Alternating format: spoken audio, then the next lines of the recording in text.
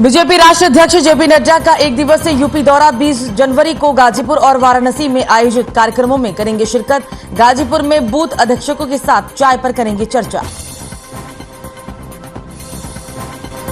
मंत्री दानिश आजाद अंसारी ने मुस्लिम बाहुल्य क्षेत्रों में किया संवाद। प्रधानमंत्री नरेंद्र मोदी के आह्वान पर संवाद कार्यक्रम के तहत लोगों से की बातचीत।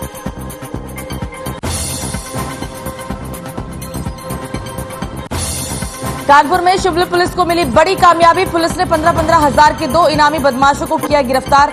मुठभेड़ के दौरान गिरफ्तार।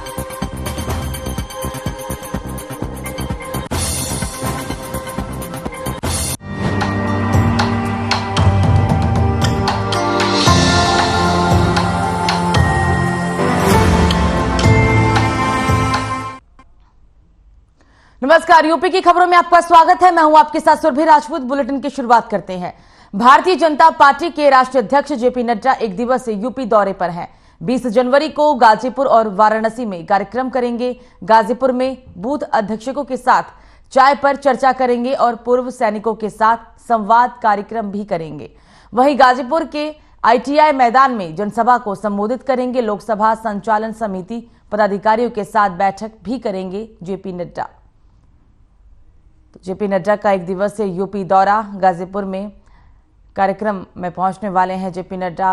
ये 20 जनवरी को उनका दौरा रहेगा और इस दौरान वो जनसभा को भी संबोधित करने वाले हैं आगामी चुनाव को लेकर। ये क्योंकि जिस तरीके से इस साल 9 राज्यों में चुनाव है, इसको लेकर ये दौरा हर महीने में काफ़ी अहम भी माना जा रहा है। 20 जनवरी को गाजीपुर पहुंचेंगे जेपी नड्डा। एक दिवसीय ये उनका पूरा कार्यक्रम होगा।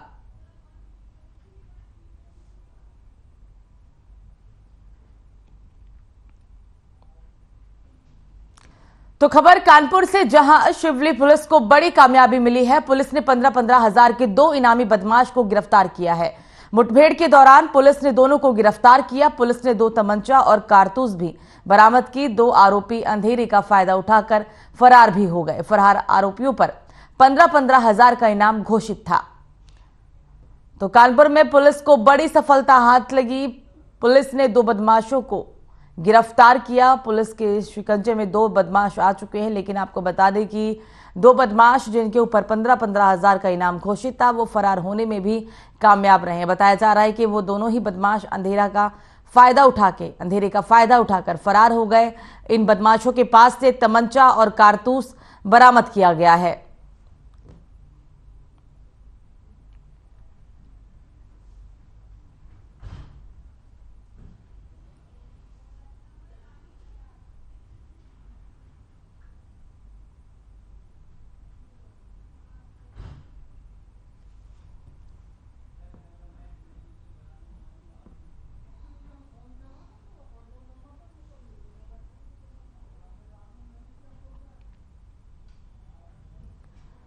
तो इस बीच राजधानी लखनऊ से एक बड़ी खबर। मंत्री दानिश आजाद अंसारी ने किया संवाद। बड़ी जानकारी बता दें, मुस्लिम बहुल्य क्षेत्रों में मंत्री ने संवाद किया। प्रधानमंत्री नरेंद्र मोदी के आह्वान पर किया है संवाद। मुस्लिम समाज के साथ मंत्री ने किया संवाद।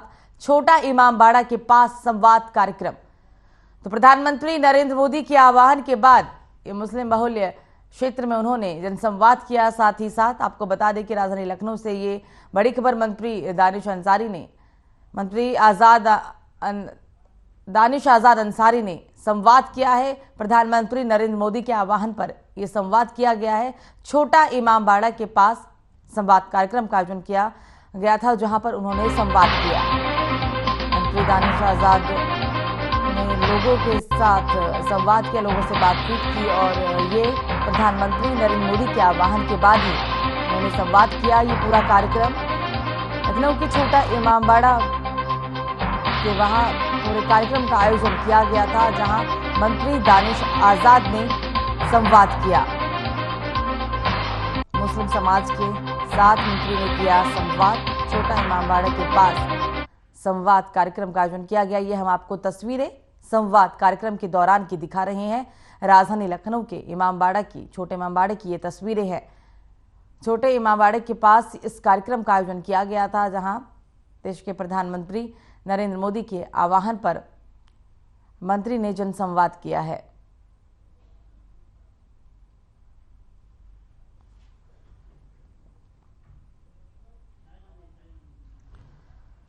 तो इस बीच राजधानी लखनऊ से एक और बड़ी खबर, किसानों ने पुलिस कमिश्नर को सौंपा ज्ञापन। बड़ी जानकारी, ज्ञापन सौंपकर पुलिस कमिश्नर से की शिकायत, ज्ञापन सौंपकर कार्रवाई करने की मांग की। साथ ही दबंगों के खिलाफ गोसाईगंज थाने में ये मुकदमा दर्ज है। मुकदमा होने के बावजूद भी कार्रवाई न होने की वजह से किसान परेशान है। दबंगों की वजह से स्थानीय किसान परेशान हो रहे हैं। दबंगों ने सड़क पर ही गेट लगाकर कब्जा कर लिया है और इसी को लेकर किसानों ने कमिश्नर से शिकायत की है।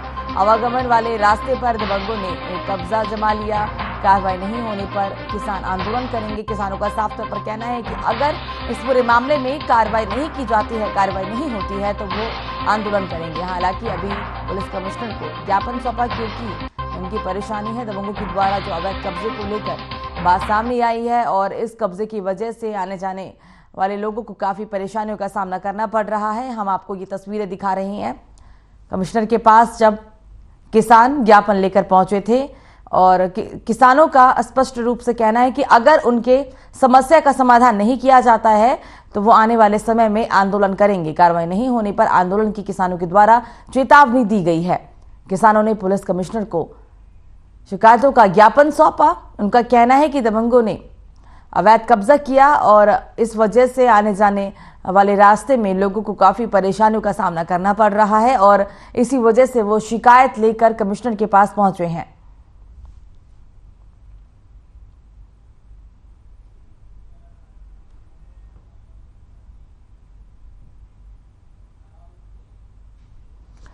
तो उत्तर प्रदेश के महोबा जनपद के चारों ब्लॉकों में मुख्यमंत्री सामूहिक विवाह सम्मेलन का कार्यक्रम आयोजित किया गया, जिसमें 133 नव दंपति जोड़ों का विवाह सकुशल तरीके से संपन्न हुआ। नव दंपति जोड़ों को जनप्रतिनिधियों और अधिकारियों ने आशीर्वाद देकर उनके जीवन में सुख समृद्धि बने रहने की कामना की। वहीं कार्यक्रम के दौरान ग्रामीण इलाकों से आए लोगों का हुजूम भी उमड़ पड़ा। ये तस्वीरें हम आपको दिखा रहे हैं कार्यक्रम स्थल की। सामूहिक विवाह सम्मेलन कार्यक्रम का आयोजन महोबा में। तस्वीरें आपकी टीवी स्क्रीन पर। 133 जोड़ों का यहां सामूहिक विवाह हुआ है। ये तस्वीरें हम आपको सामूहिक विवाह सम्मेलन के दौरान की दिखा रही हैं। कुल 133 जोड़ों का यहां पर विवाह कराया गया। साथ ही यहां जो तमाम अधिकारी पहुंचे थे उन्होंने सभी जोड़ों को आशीर्वाद दिया है। सामूहिक विवाह सम्मेलन महोबा में आयोजित किया गया। ये कार्यक्रम के दौरान की तस्वीरें 18 जनवरी 2023 को ये पूरा आयोजन किया गया था महोबा में। अधिकारियों ने इस दौरान सभी जोड़ों को आशीर्वाद भी दिया है।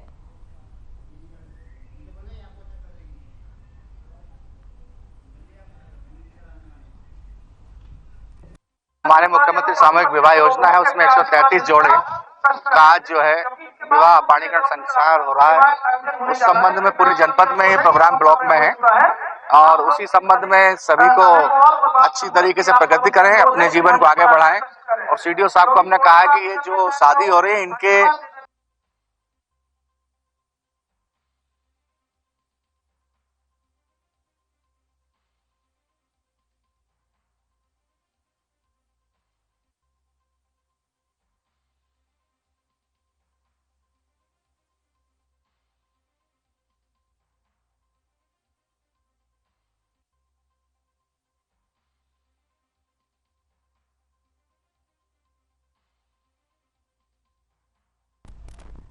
तो सामूहिक विवाह सम्मेलन कार्यक्रम का आयोजन महोबा से ये तस्वीरें हम आपको दिखा रहे हैं। 133 जोड़े एक दूजे के हुए। साथ ही यहाँ जो तमाम अधिकारी पहुंचे थे उन्होंने इन सभी जोड़ों को आशीर्वाद भी दिया है।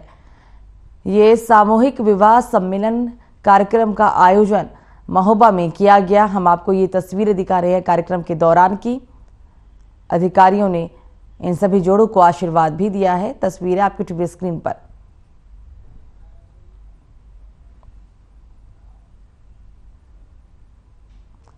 तो रायबरेली में ठंड को देखते हुए विजय रस्तोगी ने कंबल वितरण कार्यक्रम किया और शहर के प्रगतिपुरम के आसपास रहने वाले श्रमिक वर्ग को विजय रस्तोगी ने कंबल वितरित किए। उन्होंने बताया कि जिस प्रकार से मौसम बदल रहा है उसमें और भी ज्यादा सतर्क रहने की आवश्यकता है। रस्तोगी ने कहा कि सामाजिक व्यवस्था एक परिवार है और परिवार के सभी सदस्यों का ध्यान रखना और उन्हें संरक्षित करने का काम ये उन सभी लोगों के लिए आवश्यक हो जाता है जो किसी की मदद करने के लिए सक्षम है। कंबल वितरण के दौरान क्षेत्र के सम्मानित लोगों ने राघवेंद्र सिंह, राजकुमार गुप्ता एडवोकेट और आलोक गुप्ता समेत कई लोग मौजूद रहे।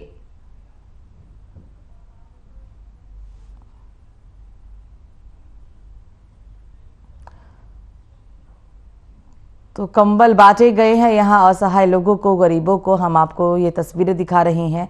कंबल वितरण कार्यक्रम का आयोजन रायबरेली में किया गया था। ये तस्वीरें, और क्योंकि लगातार ठंड बढ़ रही है, शीतलहर की वजह से लोगों का बुरा हाल है और ऐसे में जो असहाय लोग हैं जिन्हें मदद की आवश्यकता है उन लोगों को कंबल बांटे गए हैं। तस्वीरें हम आपको दिखा रहे हैं। साथ ही इस दौरान ये भी कहा गया कि जो लोग सक्षम है किसी की मदद करने के लिए, उनका दायित्व बनता है कि वो आगे आएं और ऐसे लोगों की मदद करें, क्योंकि ये एक परिवार है और इस परिवार के लोगों की जो लोग सक्षम हैं उन्हें मदद करनी चाहिए।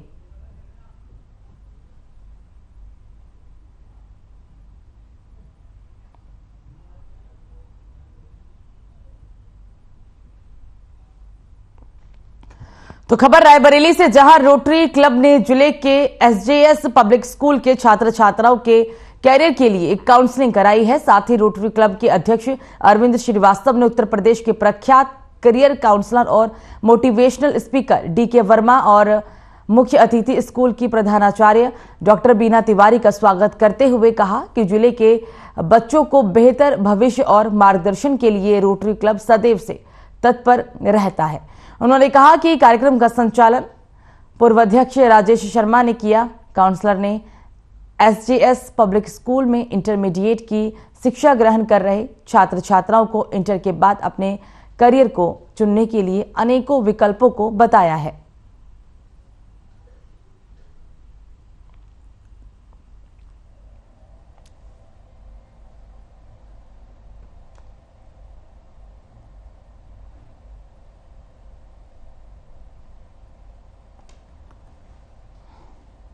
आज कैरियर काउंसलिंग का कार्यक्रम था। लखनऊ से काउंसलर की बेस्टर श्री वर्मा जी यहाँ हुए थे और एसजेएस विद्यालय परिसर में हम लोगों ने यहाँ पर कार्यक्रम किया था। खासतौर से जो इंटरमीडिएट के बच्चे हैं उनको आगे इंटर के बाद क्या करना है उसके लिए उनको बताया गया कौन कौन से बेहतर विकल्प हैं। बीटेक है, बीटेक करने के बाद बच्चे क्या कर सकते हैं, इंटर के बाद बच्चे क्या कर सकते हैं। जैसा कि आप जानते हैं कि लोग जानते हैं कि बीटेक MBA LLB यही सब होता है, लेकिन उन्होंने बताया कि ऐसे बहुत से हजारों विकल्प हैं।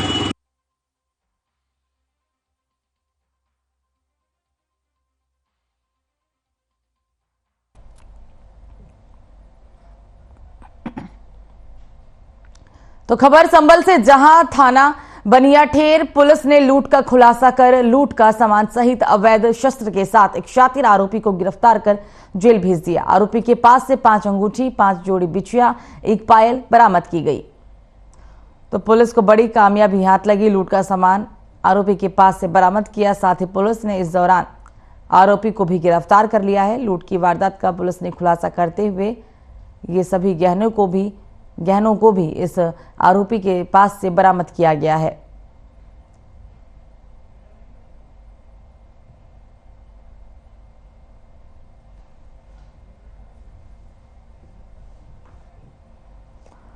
तो आरोपी को पुलिस ने गिरफ्तार किया। संभल में पुलिस ने लूट की घटना का खुलासा करते हुए आरोपी के साथ सभी सामान जो आरोपी ने लूटी थी उसे बरामद किया है। ये तस्वीरें हम आपको संभल से दिखा रहे हैं। पुलिस की गिरफ्त में ये आरोपी, इसके ऊपर लूट का आरोप है।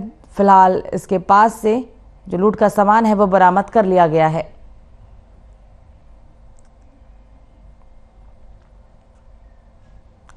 तो भारतीय किसान यूनियन भानुगुट के जिला उपाध्यक्ष हरिराज सिंह के नेतृत्व में दर्जनों किसानों ने धामपुर उप जिला अधिकारी मनोज कुमार सिंह को किसानों की अनेकों मांगों को लेकर ज्ञापन सौंपा है। जनपद बिजनौर के धामपुर में भाकियों से जुड़े कार्यकर्ताओं ने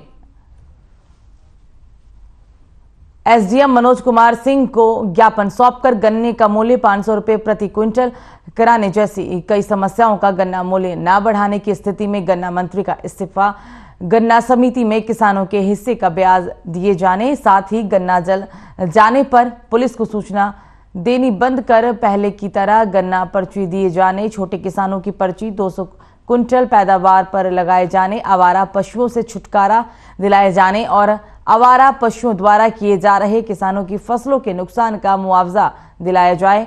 ज्ञापन सौंपने वालों ने जिला उपाध्यक्ष हरिराज सिंह, डॉक्टर जसवंत सिंह, संतोष कुमार, प्रेमराज सिंह, दलीप महिपाल, राजवीर, कन्हैया, अखिलेश, महेश्वर आदि शामिल रहे।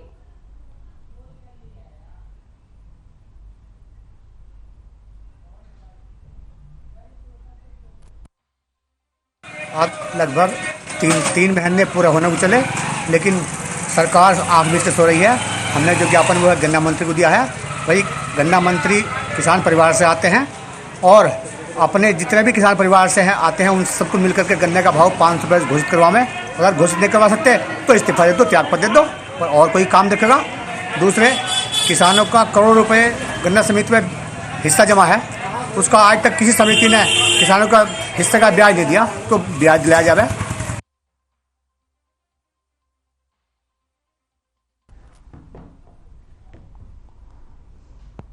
तो बिजनौर के सियोहारा में एक बार फिर बदमाशों ने लूट की वारदात को अंजाम दिया। समूह कमेटी के मुंशी से हुई लूट से इलाके में हड़कंप मच गया। गांव लंबिया से लोन की उगाही कर 1,40,000 की रकम लेकर शख्स नूरपुर जा रहा था, जहां उसने बताया कि उसके साथ लूट की वारदात हुई। पूरे मामले में पुलिस लूट की वारदात को फर्जी मान रही है। हालांकि एसपी पूर्वी ने घटनास्थल का जायजा भी लिया है। पूरा मामला थाना नूरपुर और थाना सियोहारा के बॉर्डर के ग्राम बिशनपुरा बीडरा इलाके का है।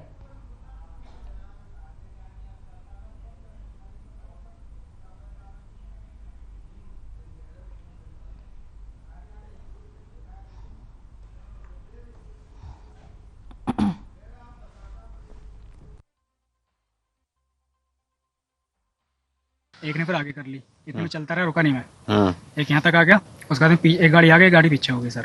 जो पीछे वाला था उसके हाथ में कुछ था, उसने पीछे से मारा, यहाँ पे आके यहाँ पे पीछे से मारा। जैसे कि हमारा सर घूम गया, गाड़ी गिर गई सर। उसको गाड़ी पैर दबने के बाद में वो मेरे को फिर मारा, एक जना उतर के गाड़ी पे से बैग छीनने की कोशिश करके, क्योंकि बैग मैंने साथ में लिया था। जब गिरा बैग भी साथ में ले लिया। उसके बाद बैग छीने ऐसा, तो मैंने हेलमेट उतार के खड़ा होकर निकल के नीचे से हेलमेट उठाया, हेलमेट उठा के उसके मारा तो हेलमेट लगा नहीं, जमीन में लग गया हेलमेट। उसके बाद में उसने बैग छीना और निकल के चले गया वो।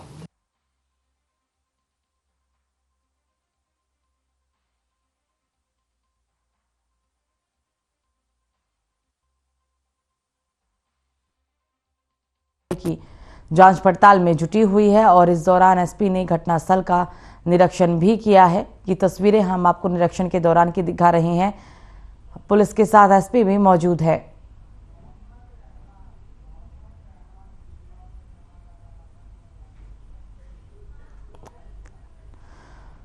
और इस खबर पर ज्यादा जानकारी के साथ फोन लाइन पे हमारे संवाददाता मोहम्मद रहमान जुड़ गए हैं। मोहम्मद रहमान, सबसे पहले आप ये पूरी खबर बताएं हमें। देखिए, मैं आपको बता दूं, ये थाना सियोहारा के अंतर्गत जो ताजपुर के समीपवर्ती ग्राम आलमपुर एकला गांव पड़ता है, ये वहां का मामला है, जहां पर जो है फाइनेंस कंपनी के कलेक्शन एजेंट के सर पर डंडे से प्रहार कर नकाबपोश बदमाश बाइक सवार बदमाशों ने 1,42,000 रुपए की नकदी लूट ली है। लूट की इस घटना से पुलिस महकमे को जब सूचना मिली, उसमें हड़कंप मच गया। एसपी पूर्वी व सीओ धामपुर ने घटनास्थल की जो है जांच पड़ताल की है। एसपी पूर्वी व सीओ धामपुर ने घटनास्थल की जब जांच की है, तो उसके बाद जो है बदमाशों की पकड़ने के लिए काम्बिंग भी की गई है, लेकिन पुलिस को कोई सफलता हाथ नहीं लगी है। लेकिन वहीं जिस तरह से पीड़ित लूट की वारदात को बता रहा है, तो वहीं पुलिस इस पूरे मामले को फर्जी भी निगाहों में फर्जी भी देख रही है। ये कोई ऐसी पहली लूट की, इसमें जो है लूट के मामले में एक पहले भी लूट हुई थी 15 दिन पहले, लेकिन वो तब भी अभी तक बदमाश नहीं पकड़े गए हैं। पहली लूट की रिपोर्ट दर्ज नहीं हो पाई थी। जी जी जी। मोहम्मद रहमान, अभी आपने ये इस लूट को फर्जी भी करार दिया, क्योंकि क्या ऐसा भी पुलिस को अंदेशा हो रहा है कि हो सकता है ये जो लूट की घटना को लेकर कही जा रही है, शायद हो सकता है ये पूरा फ्रॉड हो और कोई लूट ही ना हुआ हो, इसके पीछे क्या वजह है? देखिए, जैसा कि एजेंट जो है, अब जब हमने जानकारी तो ये फ्यूजन फाइजर कंपनी नूरपुर का कलेक्शन एजेंट सुखवीर पुत्र चरण सिंह निवासी ग्राम बगवाड़ा थाना आदमपुर जिला अमरोहा बुधवार की शाम लगभग 4 बजे रवाना रोड के ग्राम लंबिया आदि से कलेक्शन करके बाइक द्वारा वापसी घर जा रहा था कि पीछे से 2 बाइकों पर सवार बदमाश 4 युवा बदमाशों ने उसकी बाइकों को ओवरटेक कर नीचे गिरा दिया था। एक बदमाश ने उसके सिर में डंडे से प्रहार कर उसका रुपए से भरा बैग छीन लिया था। बैग छीनने के बाद बदमाश फरार हो गए। बैग में कलेक्शन के 1,42,000 रुपए जो है पीड़ित बता रहा है। सुखवीर ने घटना की सूचना अपने ऑफिस को तथा पुलिस को दी। सूचना पर सियोहारा व नूरपुर थाना अध्यक्ष पुलिस बल के साथ मौके पर पहुंचे, घटना की जानकारी ली तथा बदमाशों की तलाश में काम्बिंग भी की, लेकिन सफलता नहीं मिली। पूर्वी व सीओ ने भी जी एसपी बिल्कुल मोहम्मद रहमान, तमाम जानकारी साझा करने के लिए बहुत बहुत शुक्रिया। तो फिलहाल अभी पुलिस हर पहलुओं पर जांच पड़ताल कर रही है और हो सकता है कि जांच पड़ताल के बाद ही मामले का खुलासा हो सके। खबरों में आगे बढ़ेंगे, अब बात करेंगे अगली अहम खबर की। धामपुर में विश्व हिंदू परिषद और बजरंग दल से जुड़े कार्यकर्ताओं ने विश्व हिंदू परिषद के जिला अध्यक्ष अरुण कुमार के नेतृत्व में दर्जनों कार्यकर्ताओं ने धामपुर उप जिला अधिकारी मनोज कुमार को राष्ट्रपति के नाम ज्ञापन सौंपा। ज्ञापन सौंपकर अवगत कराया गया कि आज देश एक विकट परिस्थिति से जूझ रहा है, जिसकी हम और आपका ध्यान आकर्षित करना चाहते हैं, देश में जिहादी और घृणा और आतंक का वातावरण निर्माण किया जा रहा है। कभी सरतन से जुदा गैंग सक्रिय होता है तो कभी लव जिहाद या जिहाद के अन्य प्रकारों से हिंदू समाज को आतंकित करने का षड्यंत्र किया जा रहा है। 8 जनवरी 2023 को असम के करीमगंज जिले के लोविरपुरा में बजरंग दल के एक 16 वर्षीय कार्यकर्ता शंभू कैरी की एक जिहादी द्वारा चाकू से गोदकर निर्मम हत्या कर दी गई थी। पिछले 2 वर्षों में ही बजरंग दल के 9 कार्यकर्ताओं की हत्या हो चुकी है और 32 कार्यकर्ताओं पर हमले हुए हैं। जो घटना अभी दिल्ली में हुई, जो स्थिति चिंता पैदा करती है, जिसमें 2 हत्यारों ने एक हिंदू की निर्मम हत्या कर दी और उसके 32 टुकड़े करने के बाद कहा कि उसके निशाने पर कई हिंदू नेता भी हैं। आतंक फैलाने के लिए किए गए इन हमलों में से 2 नई रणनीतियां सामने आ रही हैं। इन हमलों में सम्मिलित व्यसक के समान माना जाए और या फिर इन्हें क्या कहा जाए, इन क्रूर हमलावरों को किस तरीके से सजा मिले, ये भी देखने वाली बात होगी। ऐसा है, हिंदू समाज के साथ तमाम प्रकार की समस्याएं चल रही हैं। सुनियोजित ढंग से कुछ विधर्मी लोग हिंदू समाज को क्षति पहुंचा रहे हैं। अभी 8 जनवरी को असम के करीमगंज जिले में एक कार्यकर्ता थे, केशु, पूरा नाम मुझे याद नहीं है, उनकी हत्या हुई है और सुनियोजित ढंग से उनकी हत्या की गई है।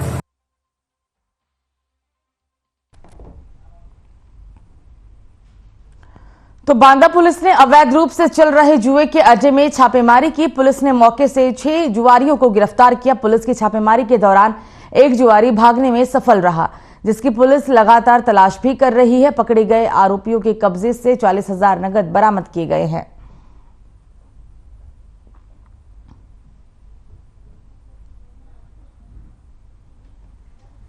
जुए के कारोबार पर कार्रवाई करते हुए बांदा पुलिस द्वारा आज एक कार्रवाई की गई, जिसमें दिनांक 17/1/2023 को शाम को लगभग 5 बजे थाना कोतवाली नगर क्षेत्र अंतर्गत मर्दन नाका से 6 अभियुक्तों को जुआ खेलते हुए गिरफ्तार किया गया है, जिसमें से लगभग 40,000 की बरामदगी हुई है और 5 मोबाइल मिले हैं। एक अभियुक्त फरार है, जिसकी तलाश की जा रही है। आगे की विधिक कार्रवाई की जा रही है।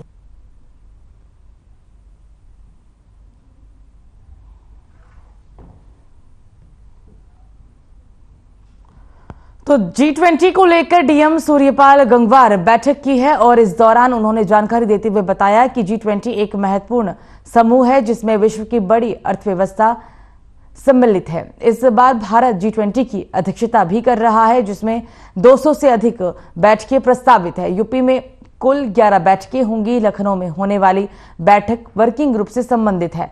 लखनऊ में 13 से 15 तक आयोजित बैठक में लखनऊ विश्वविद्यालय, AKTU, HBTI, कानपुर बुंदेलखंड विश्वविद्यालय शामिल है। लखनऊ में 13 से 15 फरवरी तक होने वाले आयोजन में कई विभाग तैयारियों को अंतिम रूप दे रहे हैं और जिला प्रशासन भी आयोजन स्थलों के आसपास के क्षेत्रों में तैयारियों को अंतिम रूप दे रहा है। साथ ही बताया कि G20Lucknow.com नामक एक वेबसाइट हमने लॉन्च भी की है, जिसके माध्यम से सहभागिता के लिए अप्लाई किया जा सकेगा।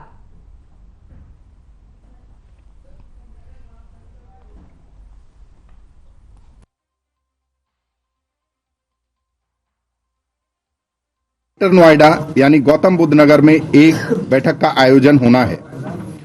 G20 शिखर सम्मेलन में मिनिस्ट्रियल ग्रुप, वर्किंग ग्रुप और इंगेजमेंट ग्रुप, इसमें लखनऊ में होने वाली बैठक ये वर्किंग ग्रुप से संबंधित है, जो कि first digital economy working group DEWG meeting है। लखनऊ में आयोजित होने वाली बैठक का भारत सरकार का नोडल विभाग इलेक्ट्रॉनिकी और सूचना प्रौद्योगिकी मंत्रालय, भारत सरकार, MeitY है, MEITY।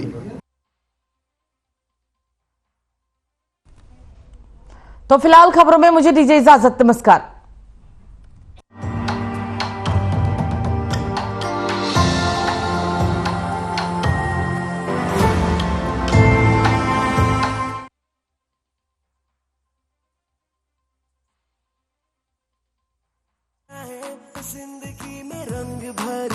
मेरी जैसी मेरी अपनी पताका चाय, गजब का स्वाद।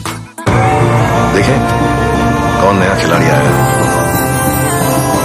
समझा देते हैं।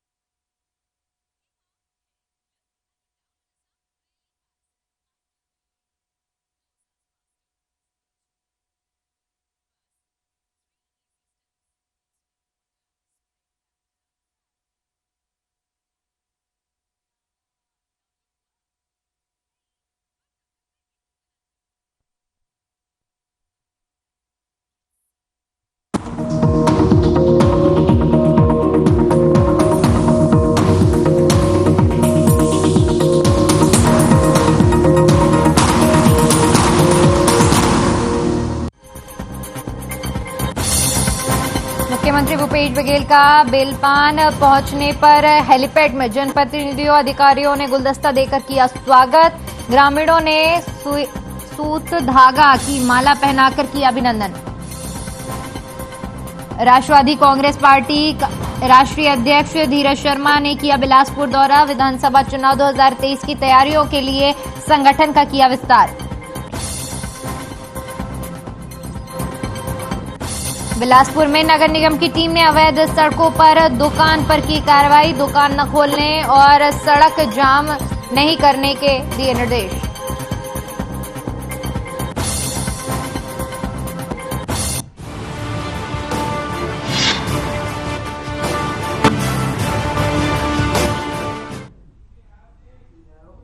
नमस्कार, हमारे छत्तीसगढ़ बुलेटिन में आपका बहुत बहुत स्वागत है और मैं हूं आपके साथ दीपिका ओझा। चलिए शुरुआत करते हैं खबरों की। मुख्यमंत्री भूपेश बघेल के बिलासपुर जिले के बेलपान पहुंचने पर हेलीपैड पर जनप्रतिनिधियों, अधिकारियों, कर्मचारियों और आमजनों ने पुष्प गुच्छा गुलदस्ता भेंट कर उनका स्वागत किया। साथ ही ग्रामीणों ने सूत धागा के माला पहनाकर मुख्यमंत्री का अभिनंदन किया। तख्तपुर के बलवान में आयोजित भेंट मुलाकात कार्यक्रम को संबोधित करते हुए मुख्यमंत्री भूपेश बघेल ने कहा कि किसानों का कर्जा बढ़ता जा रहा था, लोग किसानी छोड़ रहे थे। कुछ किसानों ने परेशान होकर खेती से मुंह मोड़ लिया। हमने सरकार बनते ही 2 घंटों में किसानों का कर्जा माफ किया। सरकार ने अपना वादा पूरा किया। कल तक हमने 100 लाख मीट्रिक टन धान की खरीदी कर ली है। उत्पादन 2 गुना हो गया है। किसानों की संख्या और जमीन का रकबा दोनों बढ़े हैं। सरकारी योजनाओं से किसानों को ताकत मिल रही है। किसानों की ताकत बढ़ने से खेती लाभदायक हुई है। छत्तीसगढ़ में हमारे अन्नदाता बहुत प्रसन्न हैं। फसल भी बहुत अच्छी हो रही है। इस साल समर्थन मूल्य में मूंग, दाल, उड़द भी खरीदा जाएगा। तो आपको बता दें कि सीएम का भेंट मुलाकात कार्यक्रम का आयोजन किया गया, जिसमें किसानों को लेकर सीएम ने तमाम बातें कही। किसानों की आय दुगनी होने की बात भी कही। साथ ही साथ उन्होंने किसानों के लिए किए गए काम के बारे में भी जिक्र किया। उन्होंने कहा कि सरकार ने जो वादा किया था उसे पूरा किया गया है। हमारे सत्ता में आते ही हमने किसानों का कर्जा माफ किया। सीएम के पहुंचते ही आपको बता दें कि अधिकारियों और जनप्रतिनिधियों ने उनका स्वागत किया। इस दौरान सूत धागा की उन्हें माला भी पहनाई गई। तो भेंट मुलाकात कार्यक्रम का आयोजन लगातार सीएम की ओर से किया जा रहा है और इसी कड़ी में तख्तपुर में भेंट मुलाकात कार्यक्रम का आयोजन किया गया, जहां पर सीएम ने कार्यक्रम को संबोधित किया। बड़ी संख्या में लोग इस कार्यक्रम में शिरकत करने पहुंचे थे, जहां लोगों ने सीएम से सीधा संवाद किया। इस दौरान सीएम ने लोगों की बातें सुनी और साथ ही साथ किसानों को लेकर भी उन्होंने बात कही। उन्होंने कहा कि हमने जो वादा किया था किसानों को लेकर उससे पूरा किया है।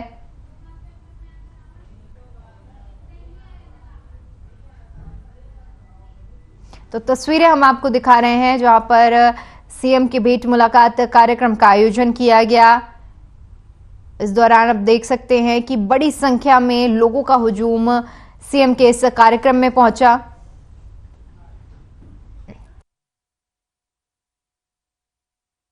मेला स्थल को पर्यटन स्थल के रूप में विकसित किया जाएगा, मैंने घोषणा की। और उसके साथ साथ बहुत सारी घोषणाओं के साथ साथ यहाँ गौरी ठाकुर बलराम सिंह के नाम से पॉलिटेक्निक कॉलेज और रानी दुर्गावती के नाम से महाविद्यालय का नामकरण के साथ साथ यहाँ विकास के लिए जितनी मांगे और विधायक जी ने की है उसमें बहुत सारी घोषणाएं मैंने की है, जिसको आप सब आपने रिकॉर्ड भी किया होगा।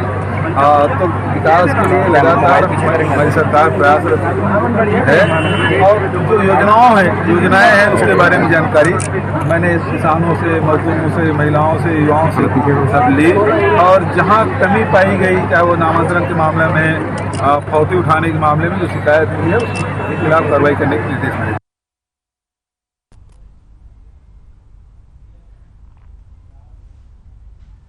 वहीं राष्ट्रवादी कांग्रेस पार्टी के राष्ट्रीय अध्यक्ष धीरज शर्मा ने पहले रायपुर उसके बाद बिलासपुर का दौरा किया, जहां उन्होंने विधानसभा चुनाव 2023 की तैयारियों के लिए संगठन का विस्तार किया और वर्तमान में पदाधिकारियों को संबोधित करते हुए उन्होंने कहा कि संगठन को मजबूत करने और विस्तार करने के लिए युवाओं को प्रेरित करें, मैदानी और धरातल पर गतिविधियां तेज करें। पार्टी छत्तीसगढ़ में प्रभावी उपस्थिति दर्ज कराना चाहती है। आपको बता दें कि एनसीपी के राष्ट्रीय युवा अध्यक्ष का जगह जगह स्वागत किया गया। इस बीच नेहरू चौक और उसके बाद सर्किट हाउस में एनसीपी के प्रदेश प्रवक्ता नीलेश विश्वास के नेतृत्व में युवाओं के साथ नारेबाजी करते हुए स्वागत किया गया। इसके बाद राष्ट्रीय अध्यक्ष ने सर्किट हाउस में एनसीपी के सदस्यों की मीटिंग ली, जिसमें आने वाले विधानसभा चुनाव और पार्षद चुनाव के लिए टीम को और मजबूत करने की बात कही गई। तो आपको बता दें कि 2023 के चुनाव की तैयारियों में कांग्रेस पार्टी अपनी पूरी जान झोंक रही है। संगठन को मजबूत करने के लिए जोर दिया जा रहा है।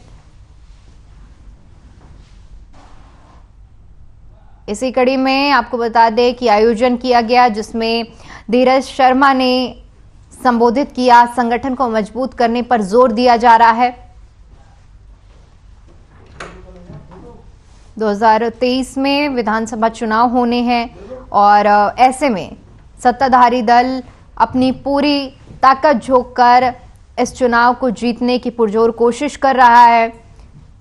संगठन को मजबूत करने की कोशिश की जा रही है। इसी कड़ी में आप देख सकते हैं कि किस तरह से तैयारियां की जा रही हैं। कार्यकर्ता पूरे जोश के साथ नजर आ रहे हैं।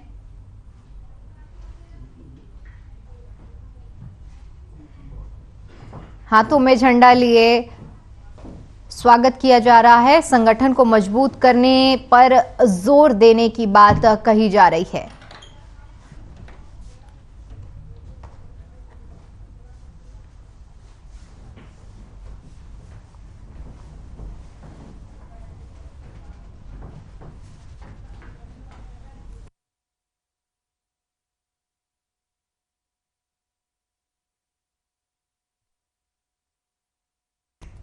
तो तस्वीरें आप देख सकते हैं जहां पर धीरज शर्मा कार्यकर्ताओं के पास पहुंचे हैं और इस दौरान आपको बता दें कि संगठन को मजबूत करने पर जोर दिया जा रहा है।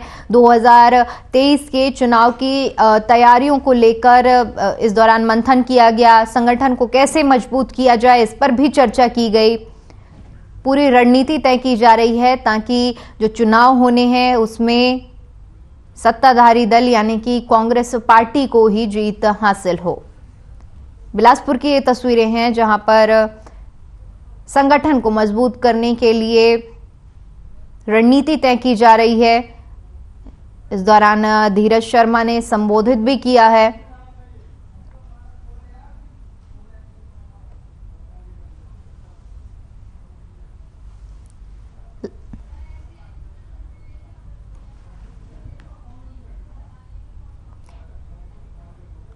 तो आपको बता दें कि राष्ट्रवादी कांग्रेस पार्टी के राष्ट्रीय अध्यक्ष धीरज शर्मा ने रायपुर और उसके बाद बिलासपुर का दौरा किया, जिसकी हम तस्वीरें आपको दिखा रहे हैं, जहां पर 2023 के चुनाव की तैयारियों को लेकर मंथन किया गया। संगठन का विस्तार और संगठन को कैसे मजबूत किया जा सके, इस पर भी चर्चा की गई।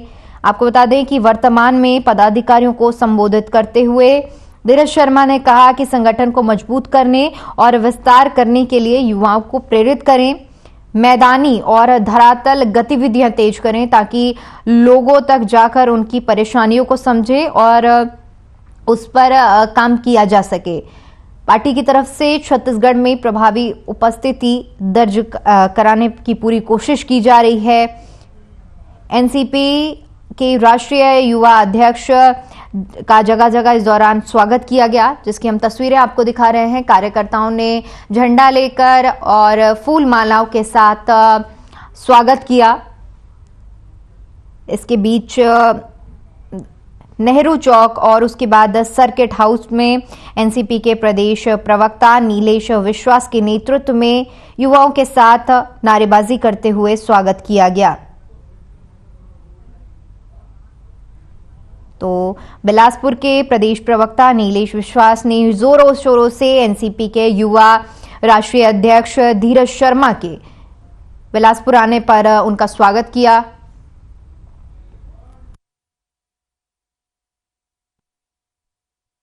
देखिए, राष्ट्रवादी कांग्रेस पार्टी ऐसा नहीं कि यहाँ के लिए कोई नई पार्टी है।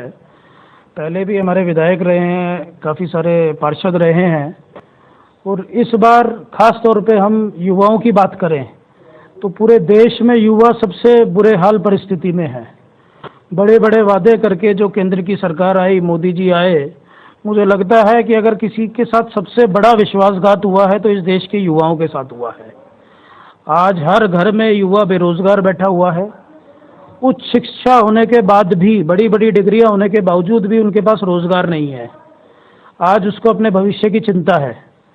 राष्ट्रवादी युवक कांग्रेस के माध्यम से हम पूरे देश में बेरोजगारी और महंगाई के लिए एक बड़ा आंदोलन खड़ा करने वाले हैं, और आने वाले समय में छत्तीसगढ़ में हम एक बड़ा सम्मेलन भी करेंगे, एक बड़ा आंदोलन भी करेंगे, जिसमें हम प्रयास कर रहे हैं कि हमारे राष्ट्रीय अध्यक्ष आदरणीय पवार साहब भी यहाँ पे आए। रही बात चुनाव की, तो चुनाव हमारे आदरणीय अध्यक्ष जी का मानना है कि हमेशा युवाओं को ज़्यादा से ज़्यादा मौका मिलना चाहिए। इस बार भी हम पूरा प्रयास करेंगे कि एक पढ़े लिखे सुशिक्षित चेहरों को हम यहाँ पे मौका देंगे। खास तौर पे आदिवासी समाज के युवाओं को हम मेन स्ट्रीम पॉलिटिक्स में लाने का काम करेंगे। आज बहुत सारे मुद्दे हमने छत्तीसगढ़ में भी देख रहे हैं, वो रोजगार का मुद्दा हो, महंगाई का मुद्दा हो, या और बहुत सारे मुद्दे हैं जिस पे यहाँ के लोग परेशान हैं। हम कोशिश करेंगे कि इन्हीं लोकल मुद्दों के साथ, राष्ट्रीय मुद्दों के साथ में हम चुनाव में अपने प्रत्याशियों को उतारेंगे। हमारी कोशिश है कि ये जो सांप्रदायिक ताकतें जो देश में काबिज हैं, आदरणीय पवार साहब का हमेशा मानना है कि सांप्रदायिक ताकतें हमेशा देश को तोड़ने का काम करती है। यदि इनको दूर भगाने के लिए, सत्ता से दूर रखने के लिए समवैचारिक दल यानी कि सेक्युलर पार्टीज अगर हमारे साथ में आती है तो हम उनके साथ भी गठबंधन के लिए तैयार हैं। ये शरद पवार जी देश में कॉपरेटिव सेक्टर में एक बड़ा नाम है। क्या कॉपरेटिव को भी यहाँ पर बढ़ावा देंगे युवाओं के माध्यम से, जैसा आपने कहा? देखिए, आपने बहुत अच्छी बात करी है। पवार साहब ने हमेशा विकास की राजनीति करी है। कभी भी उन्होंने जाति पाति और धर्म की राजनीति को छोड़ के उन्होंने हमेशा विकास किया है। महाराष्ट्र आप देखेंगे तो आज महाराष्ट्र के लोग समृद्ध हैं। आज महाराष्ट्र का युवाओं के हाथ में रोजगार है। आज महाराष्ट्र के लोग आप देखेंगे तो बहुत कम लोग हैं जो अपने प्रदेश से बाहर जाके कोई भी अवसर ढूंढते हैं। उसका एकमात्र रीजन है शरद पवार साहब। महाराष्ट्र को शरद पवार साहब जैसा नेतृत्व मिला। मुझे लगता है छत्तीसगढ़ को भी उनकी विचारधारा, उनका एक विकास मॉडल की जरूरत है जो युवाओं को मौका दे सके, महिलाओं के सम्मान की बात कर सके, किसान हितैषी बात कर सके। ऐसे एक मॉडल की छत्तीसगढ़ में भी जरूरत है। जी बताएंगे, धीरज शर्मा जी का आगमन हुआ था। जी माननीय श्री धीरज कुमार शर्मा जी का यहाँ अनौपचारिक प्रथम नगर आगमन हुआ, जिसमें हमारे बिलासपुर के युवा टीम काफ़ी जोशोल्लास से उनकी स्वागत किए। उसके बाद एक बैठक हुई। बैठक में उन्होंने बिलासपुर शहर और ज़िले के सारे युवाओं को एक दिशा निर्देश और एक मार्गदर्शन और उत्साह अर्जन करके यहाँ से उनको करने के बाद एक छोटा सा प्रेस कॉन्फ्रेंस हुआ, जिसमें खासकर युवाओं के साथ जो आज अन्याय हुआ है और आज के जो केंद्र सरकार की जो नीति है, जिसके तहत आज युवा बेरोजगार है। हर घर में युवा आप जाके देखिए, आप बेरोजगार पाएंगे। तो इसी का विरोध प्रदर्शन करने के लिए राष्ट्रीय स्तर पे राष्ट्रवादी कांग्रेस पार्टी युवा आंदोलन करने जाने वाले हैं। इसी के तहत माननीय श्री धीरज शर्मा जी यहाँ के युवाओं को दिशा निर्देश भी दे के गए हैं। साथ ही साथ हमारी व्यक्तिगत बैठक हुई। व्यक्तिगत बैठक में बहुत अच्छा रहा और पवार साहब के जो भी संदेश था वो हम तक पहुँचाए के गए हैं यहाँ से। बस यही सब चीज़ आज हमारे शहर की गतिविधियाँ में शामिल था उनका आगमन। उधर बिलासपुर में नगर निगम की टीम ने अवैध तरीके से सड़कों पर लगाई गई दुकानों पर कार्रवाई की। यही नहीं, दुकानों को चेतावनी देते हुए यहां पर दुकान न खोलने और सड़क जाम नहीं करने के निर्देश दिए हैं। इसके बाद भी यहां पर ठेला गुमटी और दुकान वालों ने सड़क को जाम करते हुए आने जाने वाले सड़क मार्ग को ट्रैफिक जाम में बदल दिया, जिसके कारण राहगीरों को परेशानी का सामना करना पड़ा। वहीं स्थानीय लोगों का कहना है कि अगर ये कार्रवाई रसूखदार लोगों पर की जाए तो शहर जाम मुक्त हो जाएगा, लेकिन कोई भी अधिकारी रसूखदार लोगों के खिलाफ कार्रवाई करने को तैयार नहीं है।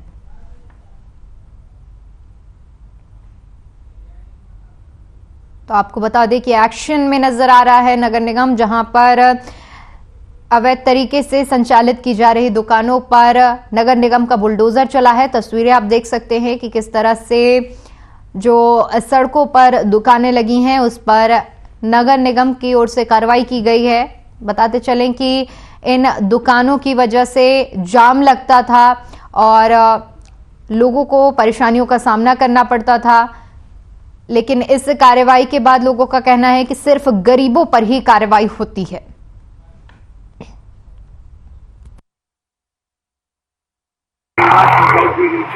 जो दुकानें लगाई जाती उनके द्वारा नहीं हटाया गया, तो साहब के आज आदेश के आज बनाए, जो हटा रहे हैं उनको हटाएंगे। संविदा कर्मचारियों ने सरकार के खिलाफ प्रदर्शन किया। दरअसल कांग्रेस की ओर से संविदा कर्मचारियों को लेकर घोषणा पत्र में जो वादे किए गए थे 4 साल बीत जाने के बाद अब तक वो पूरे नहीं हुए हैं। इसी के चलते छत्तीसगढ़ सर्व विभागीय संविदा कर्मचारी महासंघ के बैनर के तले सामूहिक हड़ताल कर रहे हैं और इस दौरान संविदा कर्मियों ने भैंस के आगे बीन बजाकर सरकार के रवैये पर सवाल किए और चेतावनी देते हुए कहा कि 26 जनवरी को संविदा कर्मचारियों के बारे में यदि सरकार उचित निर्णय नहीं लेती तो 30 जनवरी से 54 विभाग में कार्यरत संविदा कर्मचारी अनिश्चितकाल आंदोलन में जाएंगे। महासंघ के प्रांतीय प्रवक्ता सूरज कुमार ठाकुर ने बताया कि नियमितीकरण की मांग को लेकर 28 जिले के 40,000 से अधिक संविदा कर्मचारी हड़ताल में शामिल हुए। तो संविदा कर्मचारियों का प्रदर्शन देखने को मिल रहा है, जहां पर मांगे ना पूरी होने पर आंदोलन की चेतावनी दी गई है। आंदोलन कुछ अलग अंदाज में किया गया, जहां पर भैंस के आगे सरकार का बैनर लगाकर और कर्मचारियों ने भैंस के आगे बीन बजाई और सरकार को चेतावनी दी कि अगर उनकी मांगे नहीं पूरी होती हैं तो आंदोलन किया जाएगा। मैं आपको बताना चाहूँगी, हमारे सर्व विभागीय संविदा कर्मचारी महासंघ के आह्वान पे 16 जनवरी 2023 से 20 जनवरी 2023 तक हड़ताल जारी है, जिसमें कल दूसरा दिन में हमारा जो भैंस के आगे बीन बजाने का कार्यक्रम था, उस कार्यक्रम के तहत हमने सरकार को भैंस की संज्ञा देते हुए सरकार तक यह बात पहुँचाने का प्रयास किया है कि सरकार से हमने 4 सालों में कितने वार्तालाप करने के प्रयास किए हैं, किंतु सरकार हमारी बातों को। उधर गरियाबंद जिले के देवभोग जनपद में उपाध्यक्ष सुखचंद बेसरा ने अपना इस्तीफा दे दिया है। इस्तीफे के साथ उन्होंने जिलाधिकारी से जनपद अध्यक्ष पर मनमानी और आर्थिक अनियमितता की जांच की मांग की है। वहीं जनपद अध्यक्ष ने 15 सदस्यों के हस्ताक्षर वाले लेटर को कलेक्टर को सौंपा और उपाध्यक्ष के खिलाफ अविश्वास प्रस्ताव की मांग की। अध्यक्ष और जनपद सीईओ पर कई योजनाओं में हेरफेर कर लाखों की गड़बड़ी का आरोप लगाया गया। उपाध्यक्ष के शिकायत में यह तक लिखा गया है कि अध्यक्ष अपने पद का दुरुपयोग कर पति के फॉर्म को अनैतिक रूप से लाखों का फायदा पहुंचाया जा रहा है। शिकायत प्रभारी मंत्री अमरजीत भगत से की गई। हालांकि अध्यक्ष ने आरोपों को निराधार बताकर जांच में सच्चाई सामने आने की बात कही।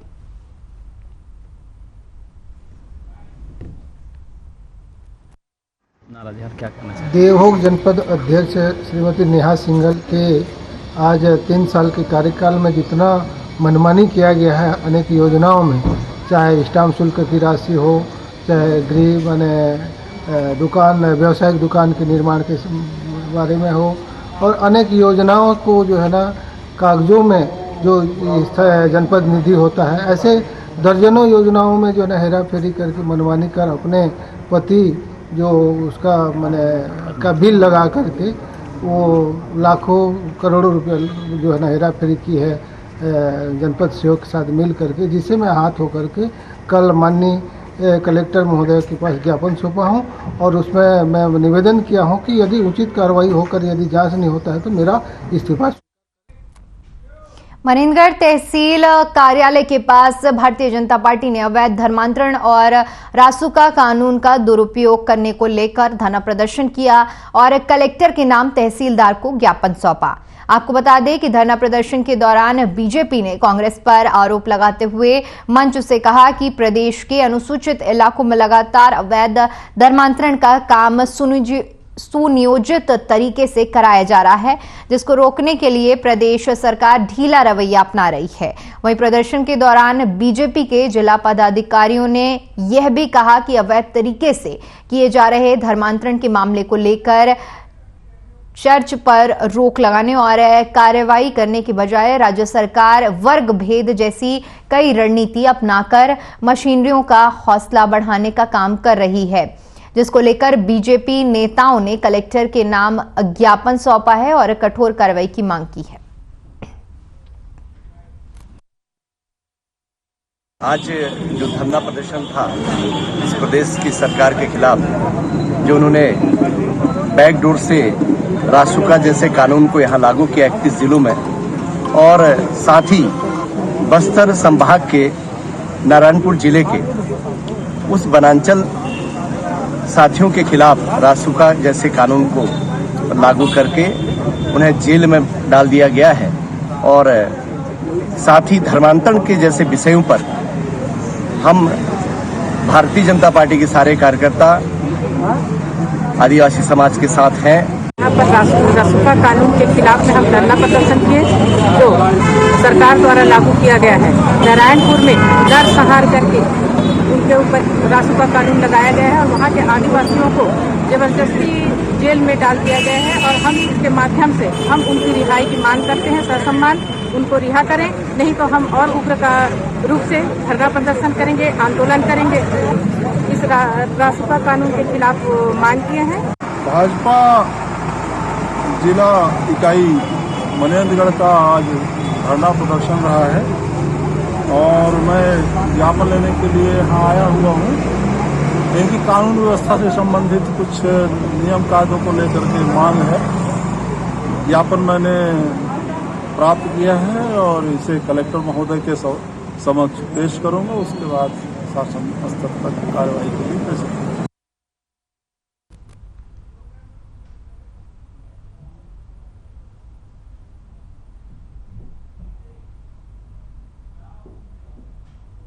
वहीं सख्ती में हुई आज तक की सबसे बड़ी चोरी के मामले का खुलासा करने में पुलिस ने सफलता पा ली है।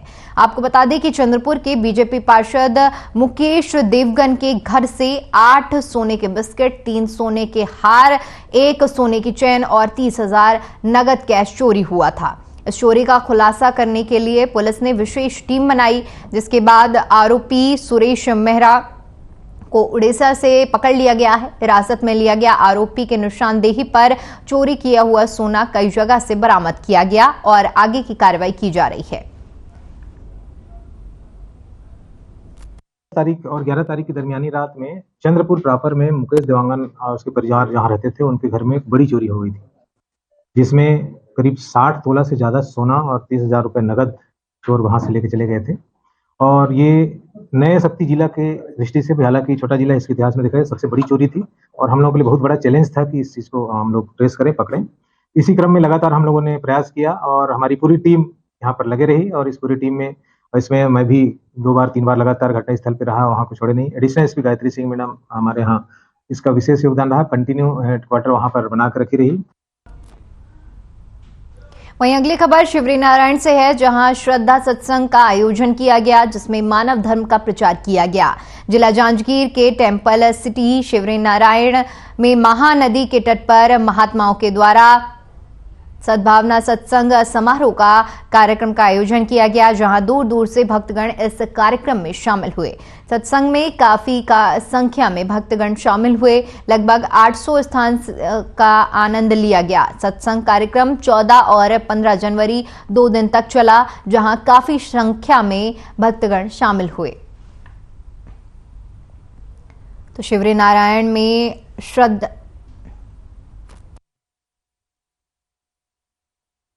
हमारी संस्था है मानव उत्थान सेवा समिति, जो अखिल भारतीय रजिस्टर्ड संस्था है, जिसके प्रणेता है आनंद सत्यदेव सरवाल जी महाराज।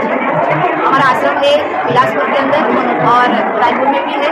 हम लोग मानव धर्म का प्रचार करने के लिए शिवरी नारायण एक तीर्थ भी है, वहाँ पर आए हैं। हमारा और हमारे गुरु महाराज जी का एक ही संदेश है कि हमने जो आत्मज्ञान जाना है, जिस तत्व को हमने जाना है, उस तत्व का ज्ञान अज्ञानी। चलिए बढ़ते हैं अगली खबर की ओर। किरण यादव बेलपान के हैं, बीएससी कर रही हैं, टीचर बनना चाहती हैं, लेकिन उनके पापा को लकवा हो जाने से आर्थिक स्थिति खराब है। 3 भाई बहन हैं, लेकिन अब पढ़ाई भी बंद हो रही है। सीएम भूपेश बघेल ने किरण के मम्मी पापा के इलाज की जिम्मेदारी ली और पढ़ाई के लिए 1 लाख रुपए देने की घोषणा की है।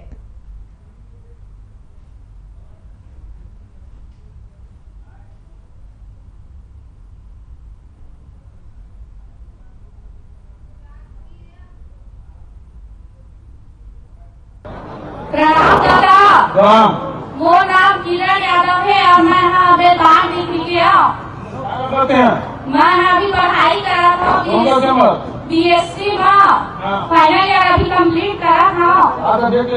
बायो नहीं टीचर, जब भी खाती है तको नहीं डालत।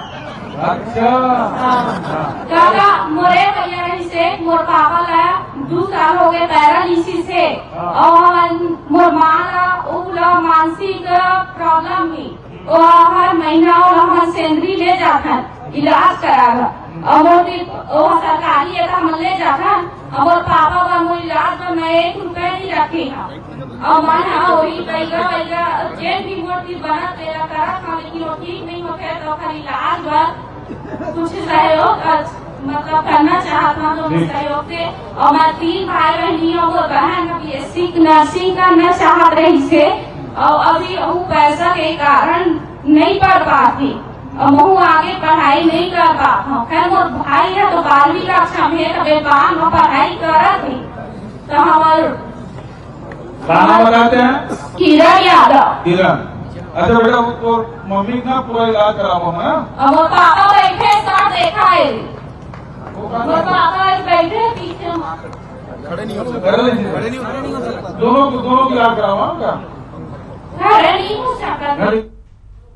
खबर जांजगीर चंपा के झूमरपारा गांव से है, जहां मिनरल्स के लिए वन विभाग वन भूमि से रास्ता निकालने की खबर प्रसारित की गई थी, जिसके बाद जिले के नए डीएफओ दिनेश पटेल ने इस मामले में जांच टीम का गठन किया। वन विभाग के उड़नदस्ता टीम झूमरपारा गांव जाकर स्थल का जायजा लिया और कई कागज खंगाले, जिससे स्पष्ट हो गया कि मुख्य सड़क से क्रेशर तक जाने के लिए वन विभाग पर बगैर अनुमति के रास्ता कर दिया गया। इसके चलते वन विभाग के उड़नदस्ता टीम ने जेसीबी बुलवाकर रास्ते में कई जगह गड्ढे खुदवा दिए ताकि वन विभाग की भूमि से आवागमन न हो। बताया जा रहा है कि इलाके में बड़े पैमाने पर पौधारोपण हुआ था, लेकिन रास्ता बनाने के लिए पौधों को भी उखाड़ दिया गया, जिससे मामला गर्माता नजर आ रहा है।